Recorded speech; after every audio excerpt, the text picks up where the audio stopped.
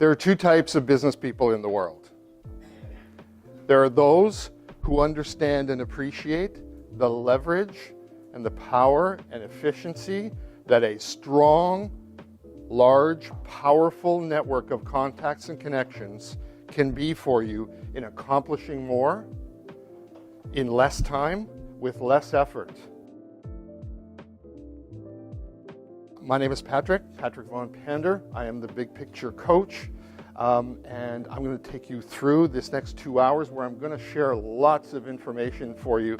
Then we're going to have some fun with some strategic networking, which includes something I call top 10 ways to work a room. And then we're going to move into mastering small talk in any situation, personal or professional. There'll be opportunities to be able to start conversations, to spark up conversations with virtually anyone in almost any personal or business situation. And we'll end off with follow-up tactics and strategies, because most of the gold is in the follow-up. If I'm in a room, so know your target market audience. If I'm in a room full of professionals, by the way, how many here are in a profession where you're trading your time for money, either in the world of billable hours or in the world of fee for service? By show of hands, how many? Professional services. You're trading your time for money. So about a third to half, okay. If I'm in a room full, or let's say across from somebody who's in a professional service, here's my positioning statement. When they ask me the question, right, the question is, what do you do? Filling your business with profitable clients. That's my specialty, filling your business with profitable clients. For me, as a coach, when I challenge my clients, 7 words or less is what you want your positioning statement to ideally be. 7 words has been shown psychologically to be memorable and repeatable. So when you're shaking hands, you want to make sure that there's a good connection there, right? You want them to know that you're there, but you don't want to, like an Arnold Schwarzenegger crushing handshake, because that's not a positive. But also, you don't want to have like a wet noodle, sort of limp-wristed sort of handshake that has no energy or no strength to it. So you want to make a good connection. Oh, and then there's the worst, in my opinion, the worst one.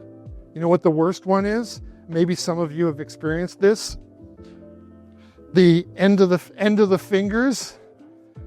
The end of the fingers, like honestly, if you get that, I would say like using the computer key, like delete, like just backspace. Let's get in there and do this right. I know we could do better, and make a joke of it, because if we don't, maybe this is just my mind, maybe it's yours as well, I'm forever going to remember this as weird handshake person, right? So don't allow that to be the case. Just make good, solid connection. If I walk into a room of 50 people, I could choose to see it as 50 potential prospects.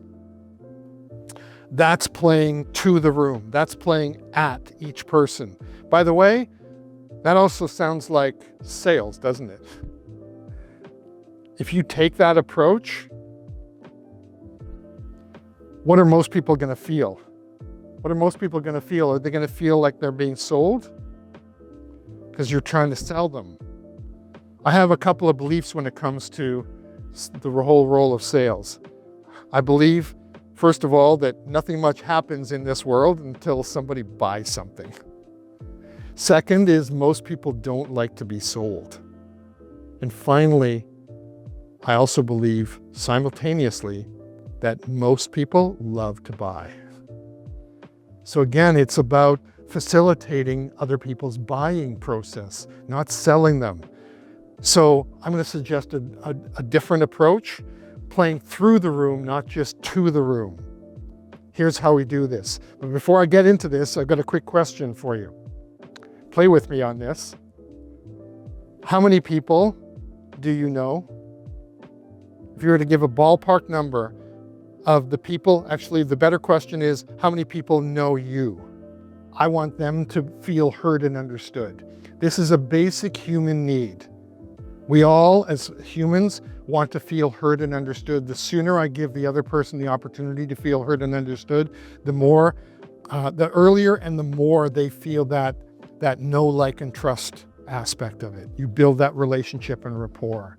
I'm getting a chance to tell my story. The other thing is, if they don't give me a chance to tell my story, or if I start to tell my story, and maybe some of you have seen this or experienced this too, is they go back to themselves, it tells me something about the person. If it's all about them, if they never give me a chance to tell my story, that's an indication to me that they're a taker. What they found was 80% of businesses and people made their purchasing decisions between the 5th and the 12th conversation over a period of time. At the same time, they measured some secondary metrics. What they found was that 25% of business people, after the first inquiry of the conversation, 25% of business people, which included some salespeople as well, did no follow-up. None. The percentage that quit after one follow-up was 44%. And the percent that quit after 3 follow-ups, 80%. So if you combine those two, what it shows is that those who are ready and willing to do the follow-up and follow-through will get the lion's share of the business. All of my coaching career, which has now spent 22 years, what I've had at the base of it, at the center of it, was helping the right people do the right things the right way.